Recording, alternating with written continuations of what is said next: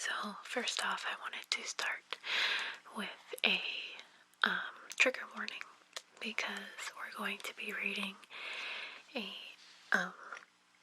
original fairy tale, and those tend to talk about sensitive subjects. So today we're going to be reading a Hans Christian Andersen story, The Little Mermaid. So I'm pretty excited. I put on my big mermaid claws so that I can do lots of this kind of thing. I'm going to be soft speaking and whispering through the whole video. Okay, so I bookmarked it.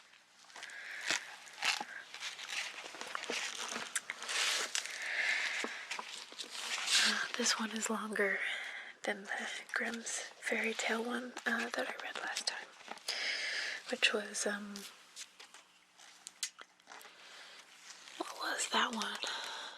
Cinderella. So this story was written in 1837 by Hans Christian Andersen. Okay, I'm gonna start now. Far out in the ocean, the water is as blue as the petals of the loveliest cornflower, and as clear as the purest glass. But it is very deep. It goes down deeper than any anchor rope will go, and many, many steeples would have to be stacked, one on top of another, to reach from the bottom to the surface of the sea. It is down there that sea folk live. Now don't suppose that there are only bare white sands at the bottom of the sea. No, indeed. The most marvelous trees and flowers grow down there, with such plain stalks and leaves that the least stir in the waters make them move about as though they were alive. All sorts of fish, large and small, dart among the branches, just as birds flit through the trees up here. From the deepest spots in the ocean rises the place of the Sea King. Its walls are made of coral, and its high-pointed windows of the clearest amber. But the roof is made of mussel shells that open and shut with the tide. This is a wonderful sight to see, for every shell holds a glistening pearl, any one of which would be the pride of a queen's crown. The Sea King down there had been a widower for years, and his old mother kept house for him. She was a clever woman, but proud of her noble birth. Therefore she flaunted 12 oysters on her tail, while the other ladies of the court were only allowed to wear 6. Except for this, she was an altogether prizeworthy person. Particularly so because she was extremely fond of her granddaughters, the little sea princesses. They were 6 lovely girls, but the youngest was the most beautiful of them all. Her skin was soft and tender as a rose petal. Her eyes were blue as the deep sea. But like all the others, she had no feet. Her body ended with a fishtail. The whole day long, they used to play in the palace, down in the great halls, where live flowers grew on the walls. Whenever the higher amber windows were thrown open, the fish would swim in, just as swallows dart into our rooms when we open the windows. But these fish now swim right up to the little princess to eat out of their hands and let themselves be pet. Outside the palace was a big garden with flaming red and deep blue trees. Their fruit glittered like gold, and their blossoms flamed like fire on their constantly waving stalks. The soil was very fine sand indeed, but as blue as burning brimstone. A strange blue veil lay over everything down there. You would have thought yourself aloft in the air, with only blue sky above and beneath you rather than down at the bottom of the sea. When there was a dead calm, you could just see the sun, like a scarlet flower with light streaming. Each little princess had her own small plot, where she could dig and plant whatever she liked. One of them made her little flower bed into the shape of a whale. Another thought it was neater to shape hers like a little mermaid. But the youngest of them made hers as round as the sun, and there she grew only flowers that were red as the sun itself. She was an unusual child, quiet and wistful. And when her sisters decorated their gardens with all kinds of odd things they had found in sunken ships, she would allow nothing in hers except flowers as red as the sun and a pretty marble statue. This figure of a handsome boy, carved in pure white marble, had sunk down to the bottom of the sea from some ship that was wrecked. Beside the statue, she had planted a rose-colored weeping willow tree, which thrived so well that its graceful branches shaded the statue and hung down to the blue sand, where their shadows took on a violent tint and swayed as the branches swayed. It looked as if the roots and the tips of the branches were kissing each other in play. Nothing gave the youngest princess such pleasure as to hear about the world of human beings above them. Her old grandmother had to tell her all she knew about the ships and cities, and of people and animals. What seemed nicest of all to her was that up on land the flowers were fragrant, for those at the bottom of the sea had no scent. And she thought it was nice that the woods were green, and that the fish she saw among the branches could sing so loud and sweet that it was delightful to hear them.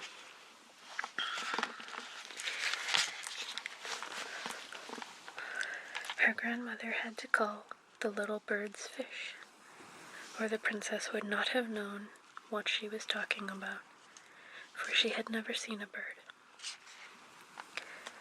When you get to be 15, her grandmother said, you will be allowed to rise up out of the ocean and sit on the rocks in the moonlight to watch the great ships sailing by.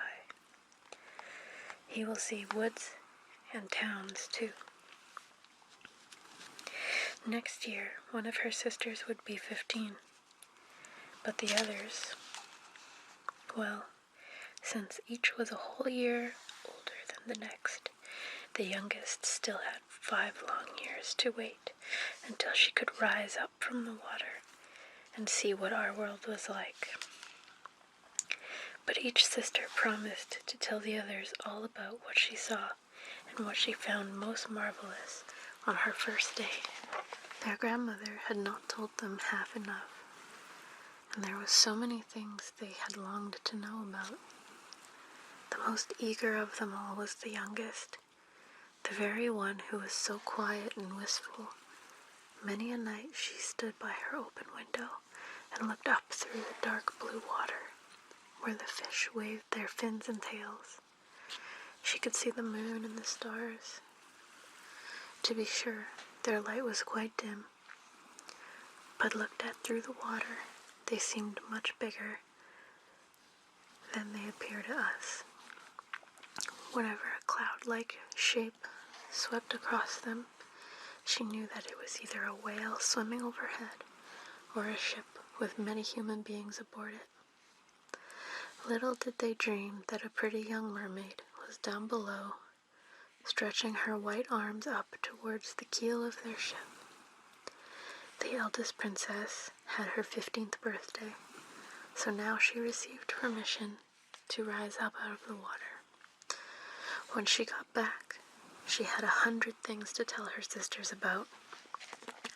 But the most marvelous thing of all, she said, was to lie on the sandbar in the moonlight when the sea was calm, and to gaze at the large city on the shore, where the lights twinkled like hundreds of stars, to listen to music, to hear the chatter and clamor of carriages and people, to see so many church towers and spires, and to hear the ringing bells, because she could not enter the city.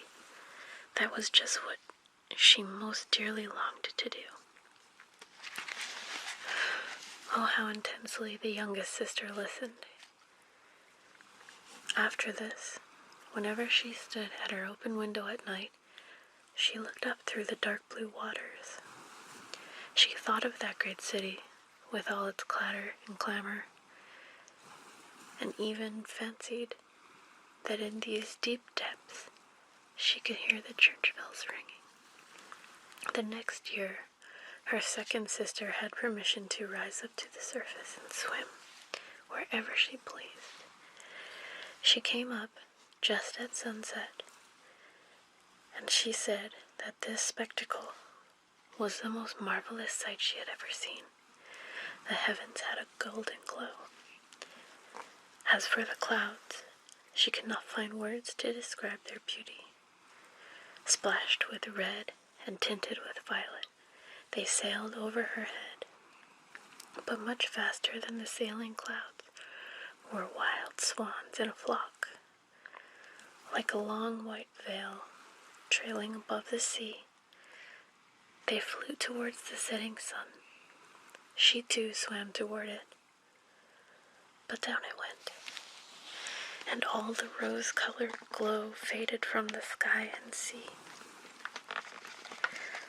The following year, her third sister ascended, and as she was the boldest of them all, she swam up a broad river that flowed into the ocean. She saw gloriously green, vine-colored hills. Palaces and manor houses could be glimpsed through the splendid woods. She heard all the birds sing, and the sun shone so brightly that often she had to dive under the water to cool her burning face. In a small cove, she found a whole school of mortal children paddling about in the water, quite naked. She wanted to play with them, but they took fright and ran away. Then along came a little black animal. It was a dog, but she had never seen a dog before. It barked at her so ferociously that she took fright herself and fled to the open sea. But never could she forget the splendid woods, the green hills, and the nice children who could swim in the water, although they didn't wear fishtails. The fourth sister was not so venturesome. She stayed far out among the rough waves, which she said was a marvelous place. You could see all around you for miles and miles, and the heavens up above were like a vast dome of glass. She had seen ships, but they were so far away that they looked like seagulls, playful dolphins. Playful dolphins had turned somersaults, and monstrous whales had spouted water through their nostrils, so that it looked as if hundreds of fountains were playing all around them. Now the fifth sister had her turn. Her birthday came in the winter time, so she saw things that none of the others had seen. The sea was a deep green color. The enormous icebergs drifted out. Each one glistened like a pearl, she said. But they were more lofty than any church steeple built by man. They assumed the most fantastic shapes and sparkled like diamonds. She had seated herself on the longest one, and all the ships that came sailing by sped away as soon as the frightened sailors saw her with her long hair blowing in the wind. In the late evening, clouds filled the sky. Thunder cracked and lightning darted across the heavens. Black waves lifted those great bergs of ice on high, where they flashed when the lightning struck. And on all the ships the sails were reefed, and there was fear and trembling. But quickly she sat there upon her drifting iceberg and watched the blue forked lightning strike the sea. Each of the sisters took delight in the lovely new sight. When she first rose up to the surface of the sea, but when they became grown-up girls who were allowed to go wherever they liked, they became indifferent to it. They would become homesick, and in a month they said that there was no place like the bottom of the sea, where they felt so completely at home. On many an evening, the older sisters would rise to the surface, arm in arm, all 5 in a row. They had beautiful voices, more charming than those of any mortal beings.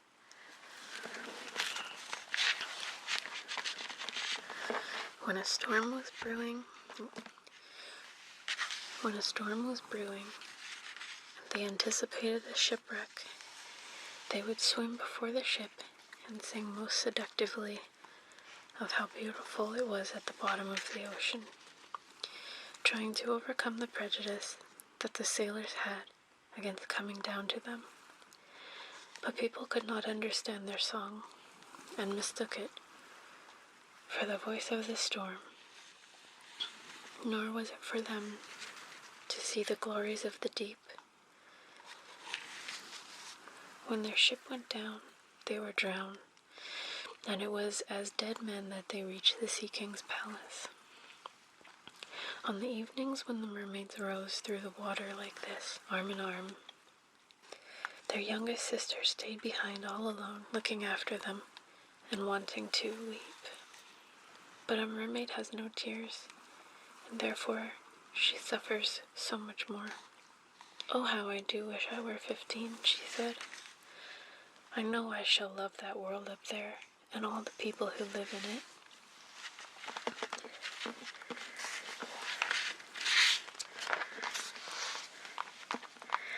And at last, she too became 15. "Now I'll have you off my hands," said her grandmother, the old Queen Dowager. "Come, let me adorn you like your sisters." In the little maid's hair, she put a wreath of white lilies, each petal of which was formed from half of a pearl. And the Gold Queen let 8 big oysters fasten themselves to the princess's tail, as a sign of her high rank. "But that hurts," said the little mermaid.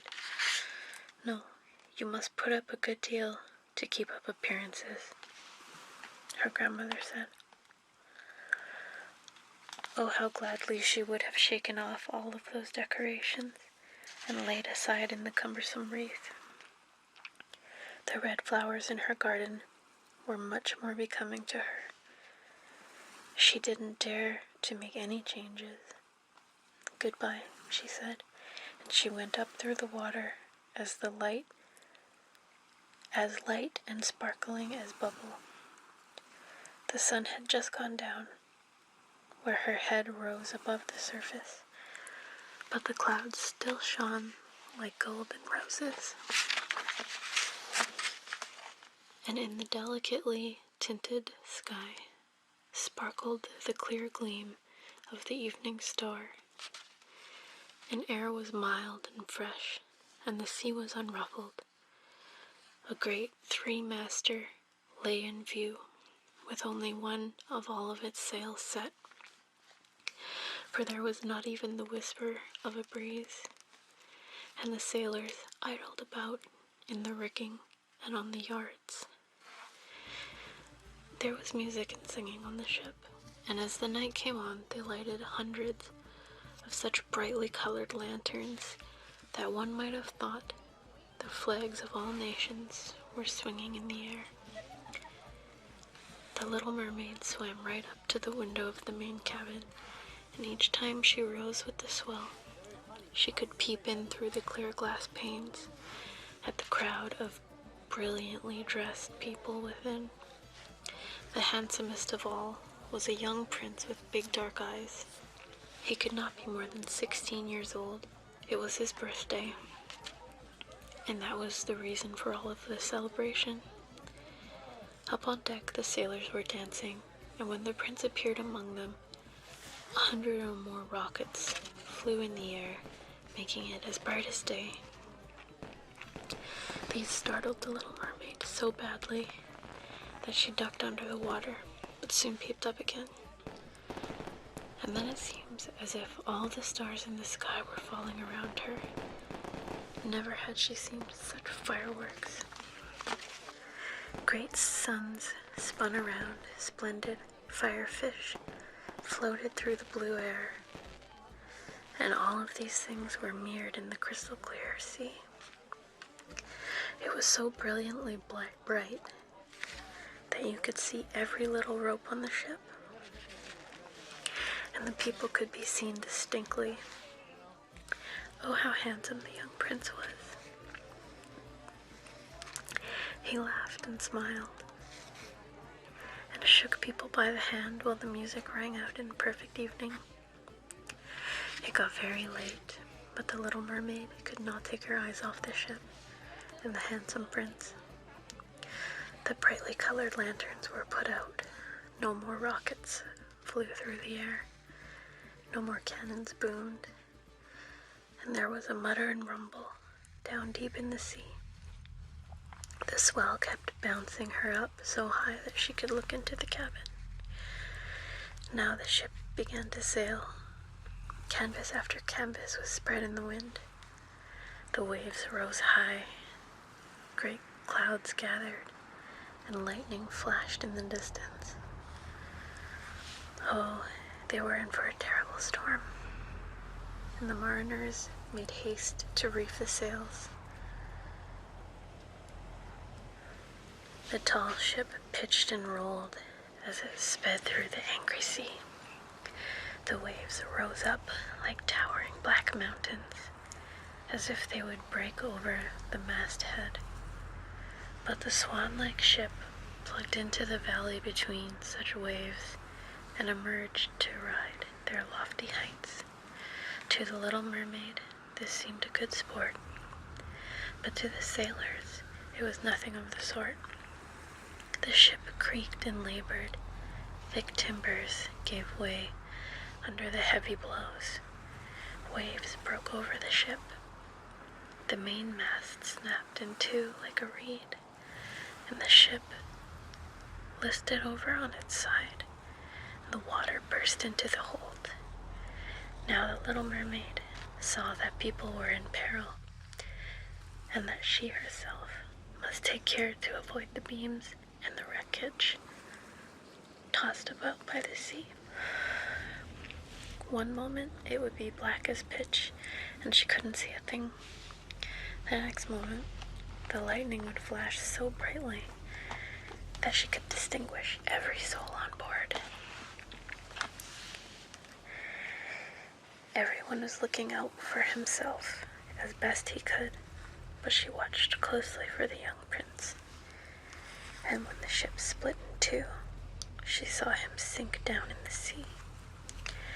At first she was overjoyed that he would be with her, but then she recalled that human people could not live underwater, and he could only visit her father's palace as a dead man.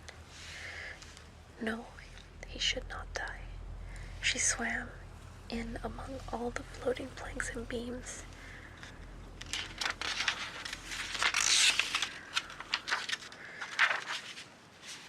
Completely forgetting that they might crush her. She dived through the waves and rode their crests until at length she reached the young prince, who was no longer able to swim in the raging sea. His arms and legs were exhausted, his beautiful eyes were closing, and he would have died if the little mermaid had not come to help him. She held his head above water, let the waves take them wherever the waves went. At daybreak, when the storm was over, not a trace of the ship was in view. The sun rose out of the waters, red and bright, and its beams seemed to bring glow of life back to the cheeks of the prince, but his eyes remained closed. The mermaid kissed his high and shapely forehead as she stroked his wet hair in place. It seemed to her that he looked like that marble statue in her little garden. She kissed him again and hoped that he would live. She saw dry land rise before her in high blue mountains, topped with snow, as glistening white as if a flock of swans were resting there. Down by the shore were splendid green woods, and in the foreground stood a church, or perhaps a convent. She didn't know which, but anyway, it was a building. Orange and lemon trees grew in its garden. Tall palm trees grew beside the gateway. Here, the sea formed a little harbor, quite calm and very deep. Fine white sand had been washed up below the cliffs. She swam there with the handsome prince and stretched him out on the sand, taking special care to pillow his head up high in the warm sunlight. The bells began to ring in the white building. A number of young girls came out to the garden. The little mermaid swam away behind some tall rocks that stuck out in the water. She covered her hair and her shoulders with foam so that no one would see her tiny face. Then she watched to see who would find the poor prince. In a little while, one of the young girls came upon him. She seemed frightened, but only for a minute. Then she called more people. The mermaid watched the prince regain consciousness and smile at everyone around him. But he did not smile at her, for he did not even know that she had saved him. She felt very unhappy. And when they led him away to the big building, she dived sadly down into the water and returned to her father's palace. She had always been quite wistful, and now she became much more so. Her sisters asked her what she had seen on her first visit up to the surface, but she would not tell them a thing. Many evenings and many mornings, she revisited the spot where she had left the prince. She saw the fruit in the garden ripen and harvested, and she saw the snow on the high mountain melted away. But she did not see the prince, so each time she came home, sadder than she had left, it was her one consolation to sit in her little garden and throw her arms about the beautiful marble statue that looked so much like the prince. But she took no care of her flowers now. They overgrew the paths until the place was a wilderness, and their long stalks and leaves became so entangled in the branches of the tree that it cast a gloomy shade. Finally, she couldn't bear it any longer. She told her secret to one of her sisters. Immediately, all the other sisters heard about it. No one else knew, except a few more mermaids who had told no one, except their most intimate friends. One of these friends knew who the prince was. she too had seen the birthday celebration on the ship. She knew where he came from and where his kingdom was. "Come, little sister," said the other princesses, arms in arms. They rose from the water in a long row, right in front of where they knew the prince's palace stood. It was built of pale, glistening gold stone, with a great marble staircase, one of which led down to the sea. And between the pillars all around the building were marble statues that looked most lifelike. Through the clear glass of the lofty windows, one could see into the splendid halls, with their costly silk hangings and tapestries, and walls covered with paintings that were delightful to behold. Now that she knew where he lived, many an evening and many a night she spent there in the sea. She swam much closer to the shore than any of her sisters would dare venture, and she even went up a narrow stream under the splendid marble balcony that cast its long shadow in the water. Here she used to sit and watch the young prince when he thought himself quite alone in the bright moonlight. On many evenings she saw him sail out in his fine boat, with music playing and flags aflutter. She would peep out through the green rushes, and if the wind blew her long silver veil, anyone who saw it mistook it for a swan spreading its wings. On many nights she saw the fishermen come out to sea with their torches, and heard them tell about how kind the young prince was. This made her proud to think that it was she who had saved his life when he was buffed about, half dead among the waves. And she thought of how softly his head had rested on her breast, and how tenderly she had kissed him. Though she knew nothing of all this, nor could even dream of it, increasingly she grew to like human beings, and more she longed to live among them. Their world seemed so much wider than her own, and they can skim over the sea in ships, and mount up into lofty peaks high over the clouds, and their lands stretched out in the woods and fields, further than the eye could see. There was so much she wanted to know. Her sisters could not answer all of her questions. So she asked her old grandmother, who knew about the upper world, which was that what she said was the right name for the countries above the sea. "If men aren't drowned," the little mermaid asked, "do they live on forever? Don't they die, as we do down here in the sea?" "Yes," the old lady said. "They too must die, and their lifetimes are even shorter than ours.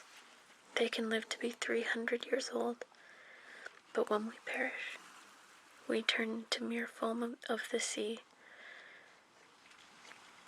and haven't even a grave down here among our dear ones.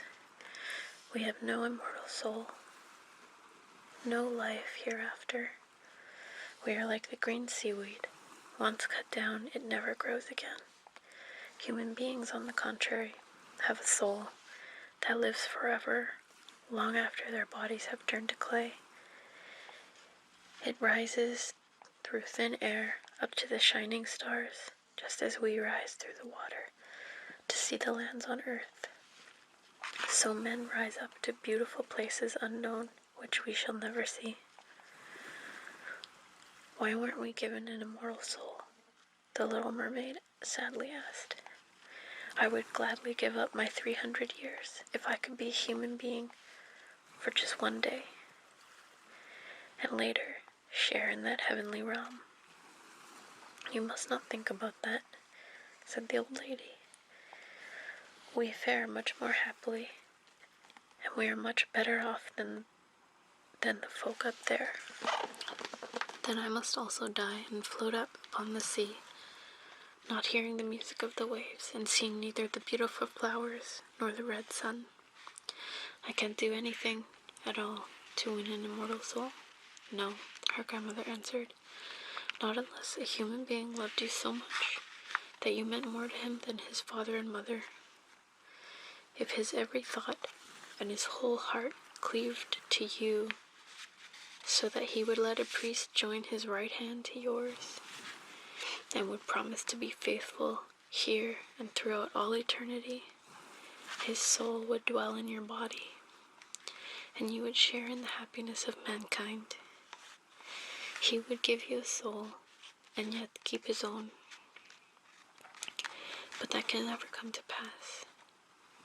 The very thing that your greatest beauty here in the sea, your fishtail, would be considered ugly on land. They have such poor taste that to be thought beautiful there, you have to have two awkward props that they call legs. The little mermaid sighed and looked unhappily at her fishtail. Come, let us be gay, the old lady said. Let us leap and bound through the 300 years that we have to live. Surely that is time and to spare, and afterward we shall be glad enough to rest in our graves. We are holding a court ball this evening.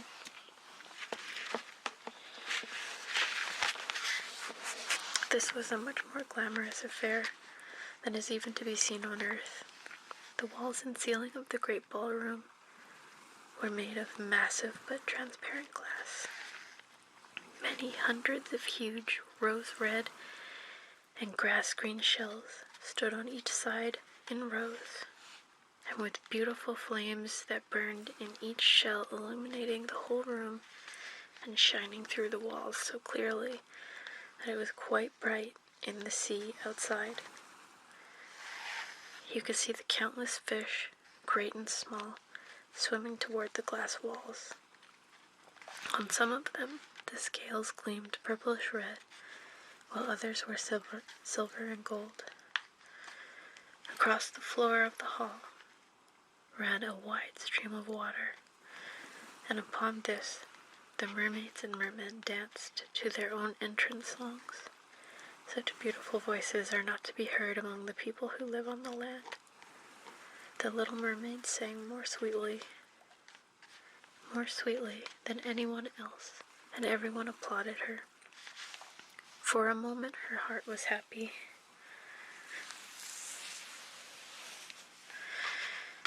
Because she knew she had the loveliest voice of all, in the sea or on the land. But her thoughts soon strayed to the world above.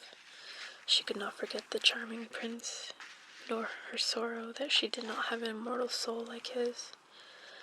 Therefore she stole out of her father's palace, and while everything there was song and gladness, she sat sadly in her own little garden.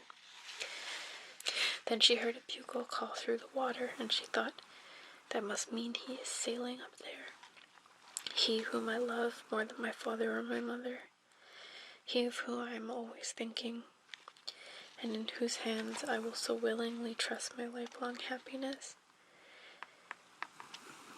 I dare do anything to win him and to gain his immortal soul, while my sisters are dancing here in my father's palace. I shall visit the sea witch, for whom I have always been so afraid. Perhaps she will be able to advise me to help him. The little mermaid set out from her garden toward the whirlpools that raged in front of the witch's dwelling. She had never gone that way before. No flowers grew there, nor any seaweed, bare and gray. The sands extended to the whirlpools were like roaring mill wheels. The waters whirled and snatched everything within their reach down to the bottom of the sea. Between these tumultuous whirlpools, she had to thread her way to reach the witch's waters, and then for a long stretch, the only trail lay through the hot, seething mere, which the witch called her Peat Marsh. Beyond it, her house lay in the middle of a weird forest, where all the trees and shrubs were polyps, half animal, half plant. They looked like 100-headed snakes growing out of the soil. All their branches were long, slimy arms with fingers like wriggling worms. They squirmed, joint by joint, from their roots to their uttermost tentacles. And whatever they could lay hold of, they twined around and never let go. The little mermaid was terrified and stopped at the edge of the forest.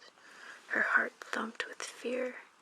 She nearly turned back, but then she remembered that the prince and the souls that men have, and she summoned her courage. She bound her long flowing locks closely about her so that the polyps could not catch hold of them, folded her arms across her breast, and darted through the water like a fish, in among the slimy polyps that stretched out their writhing arms and fingers to seize her. She saw that every one of them had held something, that it had caught with its hundreds of little tentacles, and to watch it cling with strong hoops of steel. The white bones of men who have perished at the sea and sunk to these depths could be seen in the polyp's arms. Ships' rudders and seamen's chests and the skeletons of land animals had also fallen into their clutches, but the most ghastly sight of all was a little mermaid whom they had caught and strangled. She reached a large muddy clearing in the forest where big fat water snakes slithered about, showing their foul yellowish bellies in the middle of the clearing.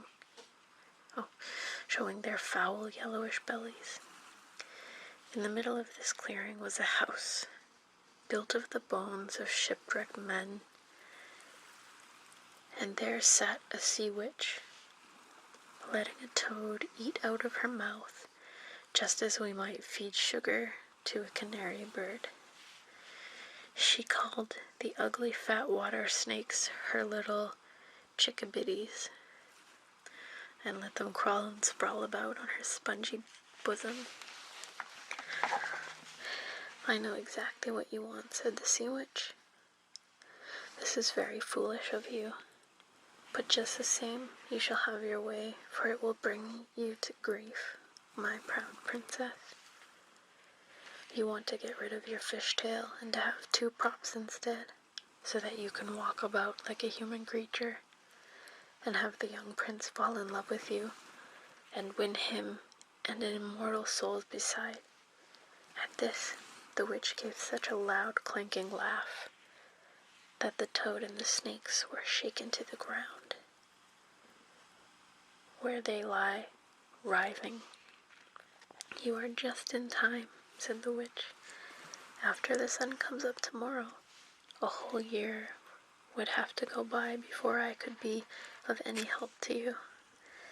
I shall compound you a draught, and before sunrise you must swim to the shore with it, seat yourself on dry land, and drink the draught down. Then your tail will divide and shrink until it becomes what people on earth call a pair of shapely legs. But it will hurt. It will feel as sharp as swords slashed through you. Everyone who sees you will say that you are the most graceful human being they have ever laid eyes on, for you will keep your gliding movement, and no dancer will be able to thread as lightly as you. But every step you take will feel as if you are treading upon knife blades so sharp that blood must flow.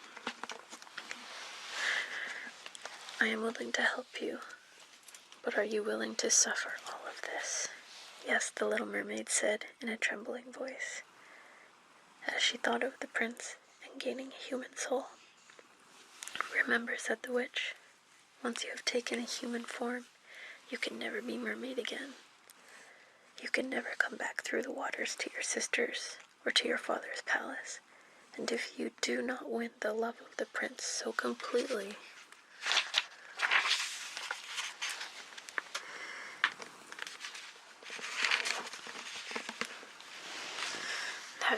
For your sake, he forgets his father and mother, cleaves to you with his every thought and his whole heart, and lets the priest join your hand in marriage. Then you will win no immortal soul. If he marries someone else, your heart will break on the very next morning, and you will become foam of the sea. I shall take that risk, said the little mermaid, but she turned as pale as death. Also, you will have to pay me, said the witch, and it's no trifling price that I'm asking. You have the sweetest voice of anyone down here at the bottom of the sea, and well, I don't doubt that you would like to captivate the prince with it. You must give this voice to me. I will take the very best thing that you have in return for my sovereign draught. I must pour my own blood in to make the drink as sharp as a two-edged sword. But if you take my voice, said the little mermaid, what will be left to me? Your lovely form, the witch said, your gliding movements, your eloquent eyes. With these you can easily enchant a human heart. Well, have you lost your courage? Stick out your little tongue, and I shall cut it off. I'll have my price. Go ahead, said the little mermaid. The witch hung her cauldron over the flames to brew the draught. Cleanliness is a good thing, she said, as she tied her snakes in a knot and scoured out the pot with them. Then she pricked herself in the chest and let her black blood splash into the cauldron. I think I've been calling it a drought, but I think it's actually draft, like as in draft beer. Anyway,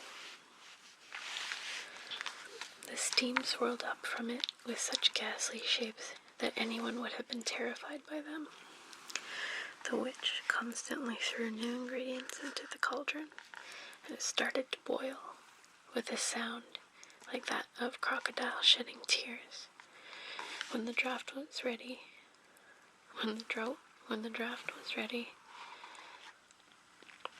at last it looked as clear as the purest water. There's your draft, said the witch, and she cut off the tongue of the little mermaid, who now was dumb and could neither sing nor talk. If the polyps should pounce on you when you walk back through the wood, the witch said, just spill a drop of this brew on them, and their tentacles will break into 1,000 pieces. But there was no need of that. The polyps curled up in terror as soon as they saw the bright draught. It glittered in the mermaid's hand, as if it were a shining star. So she soon traversed the forest, the marsh, and the place of raging whirlpools. She could see her father's palace.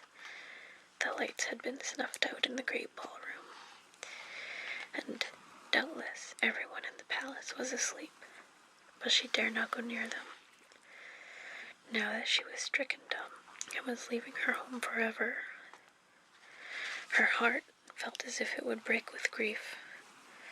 She tiptoed into the garden, took one flower from each of her sister's plots, blew 1,000 kisses toward the palace, and then mounted up through the dark blue sea. The sun had not yet risen when she saw the prince's palace, as she climbed his splendid marble staircase. The moon was shining clear. The little mermaid swallowed the bitter, fiery draught, and it was as if a two-edged sword struck through her frail body. She swooned away and lay there as if she were dead. When the sun rose over the sea, she woke and felt a flash of pain. But directly in front of her stood the handsome young prince, gazing at her with his coal-black eyes. Lowering her gaze, she saw that her fishtail was gone, and that she had the loveliest pair of white legs any young maid could hope to have. But she was naked, so she clothed herself in her own long hair Oh, the prince asked who she was and how she came to be there. Her deep blue eyes looked at him tenderly, but very sadly, for she could not speak. Then he took her hand and led her into his palace. Every footstep felt as if she were walking on the blades and points of sharp knives, just as the witch had foretold. But she gladly endured it. She moved as lightly as a bubble, and she walked beside the prince. He and all who saw her marveled at the grace of her gliding walk. She was the loveliest person in all the palace, though she was dumb and could neither sing nor speak. Beautiful slaves attired in silk and cloth of gold came to sing before the prince and his royal parents. One of them sang more sweetly than all the others, and when the prince smiled at her and clapped his hands, the little mermaid felt very unhappy, for she knew that she herself used to sing much more sweetly. Oh, she thought, if he only knew that I parted with my voice forever so that I could be near him.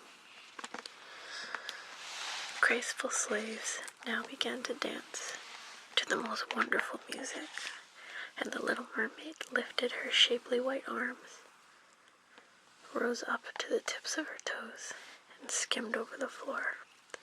No one had ever danced so well. Each movement set off her beauty to better and better advantage, and her eyes spoke more directly to the heart than any of the singing slaves could do. She charmed everyone, and especially the prince, who called her his dear little fondling. She danced time and again. Through every single time she touched the floors, she felt as if she were treading on sharp-edged steel. The prince said he would keep her with him always, and that she was to have a velvet pillow to sleep on outside his door. It's kind of weird. He had a page's suit made for her so that she could go with him on horseback.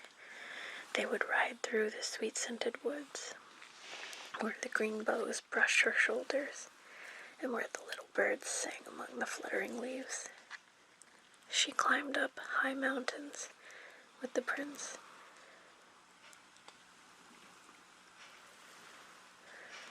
and though her tender feet bled so that I could see it, she only laughed and followed him until they could see the clouds driving far below like a flock of birds in flight to distant lands.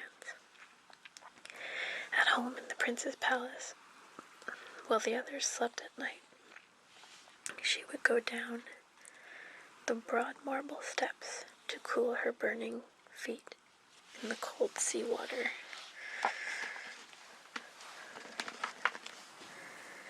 And then she would recall those who lived beneath the sea. One night her sisters came by, arm in arm, singing sadly as they breasted the waves.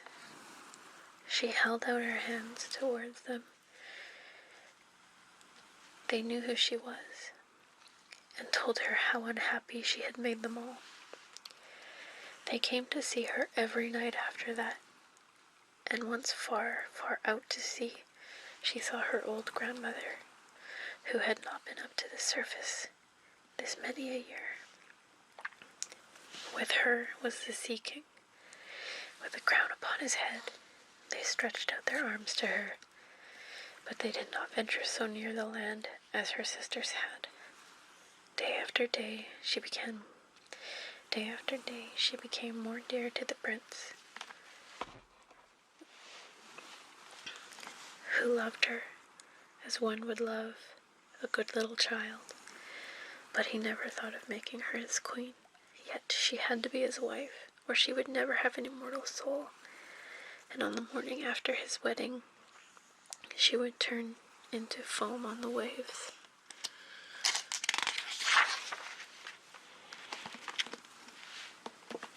Don't you love me best of all? The little mermaid's eyes seemed to question him. When he took her in his arms and kissed her lovely forehead. "Yes, you are the most dear to me," said the prince. "You have the kindest heart. You love me more than anyone does. You look so much like a young girl I once saw, but never shall find again. I was on a ship that was wrecked. The waves cast me ashore near a holy temple where many young girls performed their rituals. The youngest of them found me beside the sea and saved my life. I thought I saw her no more than twice. She is the only person in all the world whom I could love. But you are so much like her that you almost replace the memory of her in my heart. She belongs to that holy temple. Therefore it is my good fortune that I have you. We shall never part." Alas, he doesn't know it was I who saved his life, the little mermaid thought. I carried him over the sea to the garden where the temple stands. I hid behind the foam and watched to see if anyone would come. I saw the pretty maid he loves better than me. A sigh was the only sign of her deep distress, for a little mermaid cannot cry. The other maid belongs to the holy temple. She will never come out into the world. They will never see each other again. It is I who will care for him, love him, and give all my life to him. Now rumors arose that the prince was to wed the beautiful daughter of a neighboring king, and that for this reason he was having such a superb ship made, ready to sail. The rumor ran that the prince's real interest in visiting the neighboring kingdom was to see the king's daughter, and he was to travel with a lordly retinue. The little mermaid shook her head and smiled, for she knew the prince's thoughts far better than anyone else did. "I am forced to make this journey," he told her. "I must visit the beautiful princess, for this is my parents' wish. But they would not have me bring her home as my bride against my own will, and I can never love her. She does not resemble the lovely maiden in the temple as you do. And if I were to choose a bride, I would sooner choose you, my dear mute fondling, with those telling eyes of yours." He kissed her on the mouth and fingered her long hair and laid his head against her heart so that she came to dream of mortal happiness and an immortal soul. "I trust you aren't afraid of the sea, my silent child," he said, as they went aboard the magnificent vessel that was to carry them to the land of the neighboring king. And he told her stories of storms, of ships becalmed, and of strange deep-sea fish, and of the wonders that divers have seen. She smiled at such stories, for no one knew about the bottom of the sea as well as she did. In the clear moonlight, with everyone except the man at the helm was asleep, she sat on the side of the ship, gazing down through the transparent water, and fancied she could catch a glimpse of her father's palace. On the topmost tower stood her old grandmother, wearing her silver gown, looking up at the keel of the ship through the rushing waves.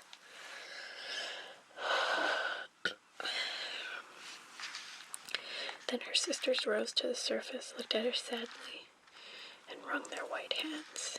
She smiled and waved, trying to let them know that all went well and that she was happy. But along came the cabin boy, and her sisters dived out of sight so quickly that the boy supposed the flash of white he had seen was merely foam on the sea. Next morning, the ship came into the harbor of the king's glorious city. All the church bells chimed and trumpets were sounded for the high towers, while the soldiers lined up with flying banners and glittering bayonets. Every day had a new festivity, as one ball or levee followed another. But the princess was still to appear. They said she was being brought up in some faraway sacred temple where she was learning every royal virtue. But she came at last. The little mermaid was curious to see how beautiful this princess was, and she had to grant that a more exquisite figure she had never seen. The princess's skin was clear and fair, and behind the long dark lashes, her deep blue eyes were smiling and devoted. "It was you," the prince cried, "for you are the one who saved me when I lay like a dead man beside the sea." He clasped the blushing bride of his choice in his arms. Then she saw her sisters rise up among the waves. They were pale as she, and there was no sign of their lovely long hair that the breezes used to blow. It had all been cut off. "We have given our hair to the witch," they said, "so that she would send you help and save you from death tonight. She gave us a knife. Here it is. See this sharp blade? Before the sun rises, you must strike it into the prince's heart, and when his warm blood bathes your feet, they will grow together and become a fishtail. Then you will be mermaid again, able to come back to us in the sea and live out your 300 years before you die and turn into dead salt sea foam. Make haste. He or you must die before sunrise. Our old grandmother is so grief-stricken that her white hair is falling fast, just as ours did under the witch's scissors. Kill the prince and come back to us. Hurry, hurry. See that red glow in the heavens? In a few minutes, the sun will rise, and you must die." So saying, they gave a strange, deep sigh and sank beneath the waves. The little mermaid parted the purple curtains of the tent and saw the beautiful bride asleep on her head on the prince's breast. The little mermaid parted the purple curtains of the tent and saw the beautiful bride asleep with her head on the prince's breast. The mermaid bent down and kissed his shapely forehead. She looked at the sky, fast reddening from the break of day.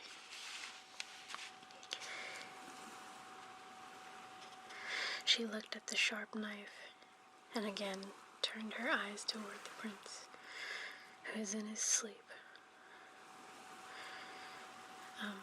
She looked at the sharp knife and again turned her eyes towards the prince, who, in his sleep, murmured the name of his bride. His thoughts were all of her. The knife blade trembled in the mermaid's hands, but then she flung it from her, far out over the waves. Where it fell, the waves were red, as if bubbles of blood seethed in the water. With eyes already glazing, she looked once more at the prince, hurled herself over the bulwarks,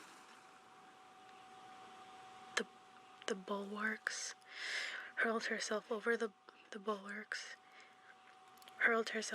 bulwarks into the sea, and felt her body dissolve into foam. The sun rose up from the waters. Its beams fell, warm and kindly, upon the chill sea foam, and the little mermaid did not feel the hand of death.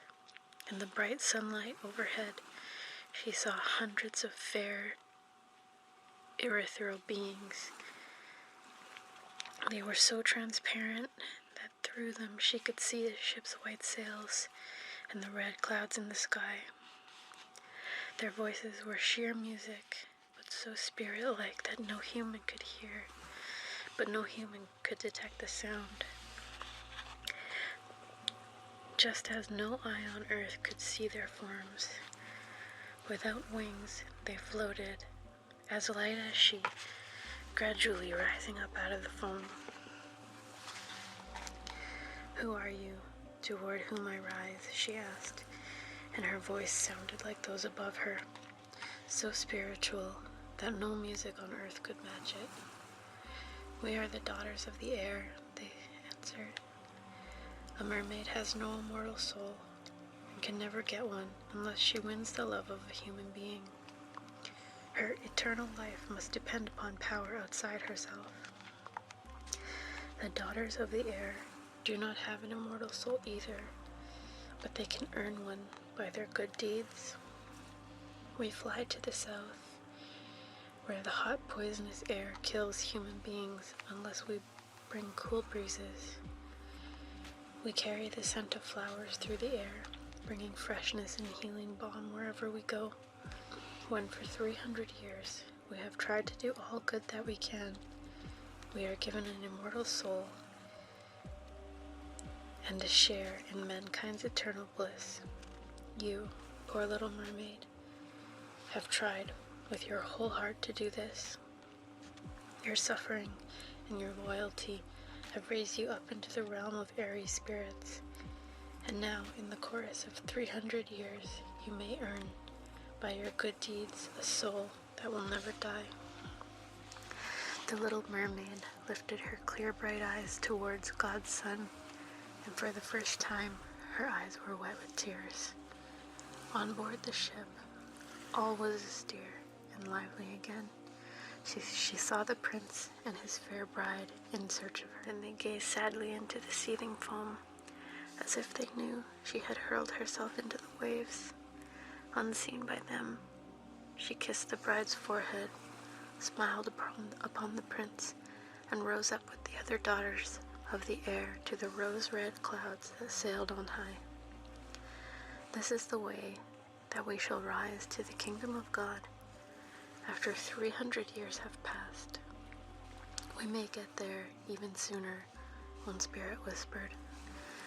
Unseen, we fly into the homes of men, where there are children, and for every day on which we find a good child who pleases his parents and deserves their love, God shortens our days of trial.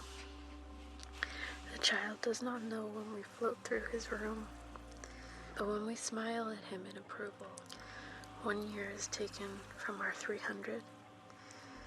But if we see a naughty, mischievous child, we must shed tears of sorrow, and each tear adds a day